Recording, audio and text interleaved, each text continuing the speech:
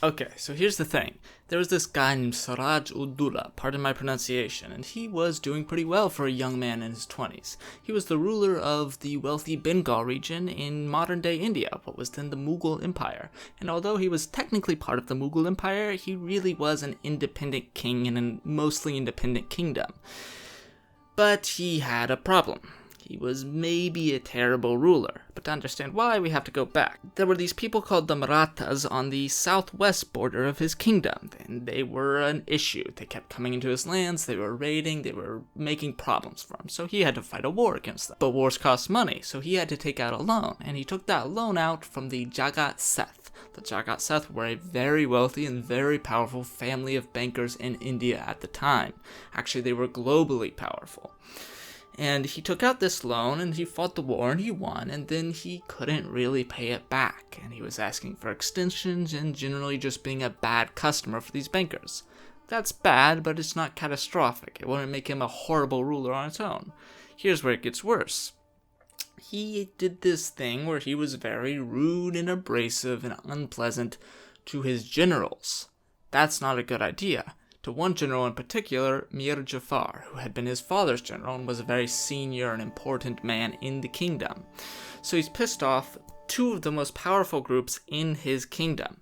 But Siraj had one more problem. He had all these foreigners, or Ferengi, in his territory, called the French and the British. And when we say the British in India at this time, we are not talking about the British government, for the most part. We are talking about the British East India Trading Company. This was a bunch of merchants who were given a monopoly by the Crown of England to trade in Asia. And they weren't interested in fighting wars, if they could help it. They were traders. They just wanted to make as much money as they could, and wars are expensive. So generally, they avoided conflict with the Indian powers. But they were in this region of India called Bengal, and so were the French. And the 7 Years' War, which was really a world war almost, was right on the horizon. So they were having to get ready for this. They were building fortifications. And if you're Siraj, you're probably not happy about the foreigners inside of your kingdom building up to fight a war.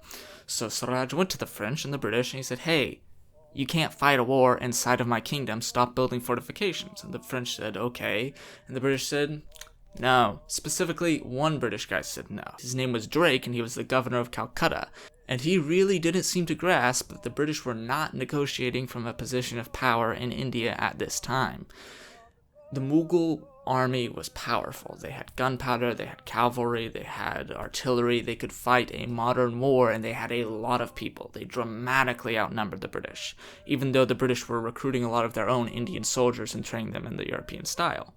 So Siraj went to Calcutta and he threw the British out very easily, and his men rounded up all the British people and put them into a single very small cell. This cell would later be known as the Black Hole of Calcutta, and it's debated, but somewhere between 43 and 123 people died in that cell. It's because it was very hot in India, obviously. Whether or not Siraj even knew about this is debated, but the British had a justification to fight Siraj if they wanted. Usually, they would avoid that. But there was this guy named Clive who saw opportunity. So Clive had just arrived back in India. He had spent some time in India before, and he'd proven very successful at fighting the French and at fighting their Indian allies. So he had a strong reputation when he went to the company officials in India and said, "Hey guys, we shouldn't just make peace with Siraj. We should use this opportunity. Because I can not only take back Calcutta, I can keep going. I can take more. I can use this to gain us a stronger position in India as a whole." So the company official said, "Okay, Clive, you can have your shot." And so he took his men and he went up to Calcutta and he attacked Siraj's camp at night. And his goal was to capture Siraj, actually. Maybe he hoped if he captured Siraj, he could force Siraj to give them a very strong peace treaty that would give the English a lot of advantages in Bengal. But he didn't. He went into the camp, he couldn't find Siraj, and went out.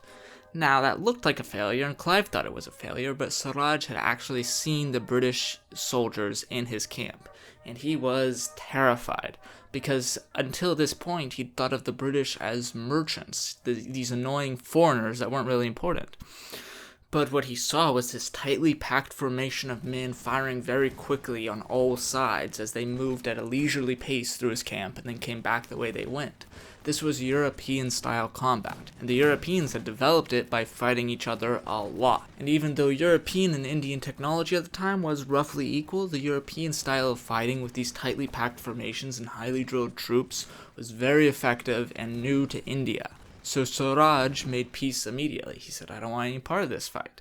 And this is a little bit of speculation on my part, but I suspect that Clive was actually a little bit disappointed by this, because he'd written letters to his father and to the company officials saying, guys, I'm going to make all these gains fighting Siraj. And he had made peace almost too quickly. The war was over before it had begun. But he was distracted because the 7 Years' War had just broken out, and he now had to fight the French. And he fought the French for a while, and he did very well. Now, some of the Indians were watching this, and they noticed, hey, this guy Clive is leading his troops very, very well. He's winning a lot. Maybe he can help us. The Indians I'm talking about specifically are Mir Jafar, the general that Siraj had pissed off, and Jagat Seth, the very powerful bankers that Siraj had pissed off. So, depending on who you ask, it's not entirely clear who bribed who. But in any case, these Indian officials who didn't like Siraj got in touch with Clive, and they said, hey, you don't like Siraj, we don't like Siraj, we can make something happen here. And eventually they made a deal. Mir Jafar would betray Siraj, and he would help Clive to attack Siraj and throw him out of power. Then Mir Jafar would take his place as the Nawab or ruler of Bengal. Then he would pay Clive a lot of money with the help of the Jagat Seth bankers, and give the company a lot of strong advantages and trade benefits in Bengal. So Clive said, great, let's do this.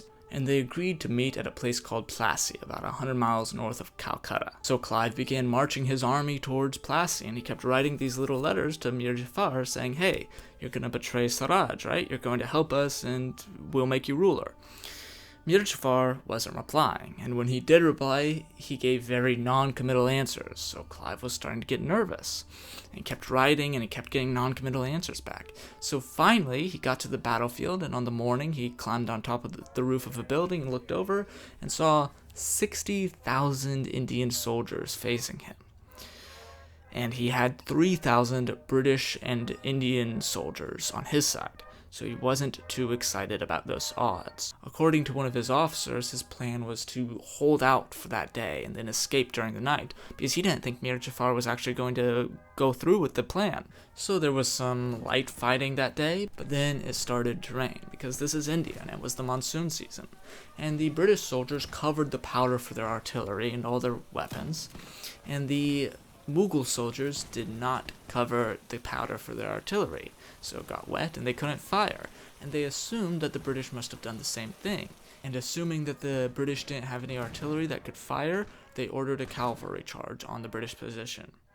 This did not go well, because they ran directly into a line of fire, not only from British muskets, but from British artillery loaded with grape shot that was devastating and tore the cavalry charge apart and killed one of the top Mughal generals. So after seeing this cavalry charge torn apart and one of the other top generals killed, Mir Jafar finally made his move. He said, okay, I'm definitely with the British. This is the plan all along. I'm on the British side. And he ordered all of his men, 40,000 of that 60,000, to withdraw from the battlefield. Now, if you're an Indian soldier and you see this cavalry charge destroyed and then one of your top generals pulling all his men back from the battlefield, you're not going to stay and fight. You think you're losing the battle. So the Mughal army broke apart and fled the battlefield. Clive had won, and he greeted Mir Jafar after the battle and congratulated him on being made ruler of Bengal. Now, it's debatable whether Mir Jafar realized this at the time or not, but he was really just a puppet ruler. As soon as he became inconvenient for the British, they removed him and replaced him with someone else. And as soon as that person became inconvenient for the British, they removed him and replaced him with Mir Jafar again. So this was really just a position designed to serve the British, and the British made the most of it. In addition to getting a lot of expanded trading rights, they were given the right to collect taxes in Bengal. Bengal is one of the wealthiest regions and one of the wealthiest empires in the world, so they're getting a lot of money out of this. And by the way, this was not a normal thing for a corporation to be collecting taxes in this time. It was just as unheard of then as it would be now. But it was the beginning of the British Empire in India, and the consequences of that would be massive. Now, it's too much for me to get into now, but I do plan to do a whole series about the East India Company in India and how a corporation came to rule really an empire within an empire, and the consequences of that, which, by the way, were terrible. So stay tuned for that.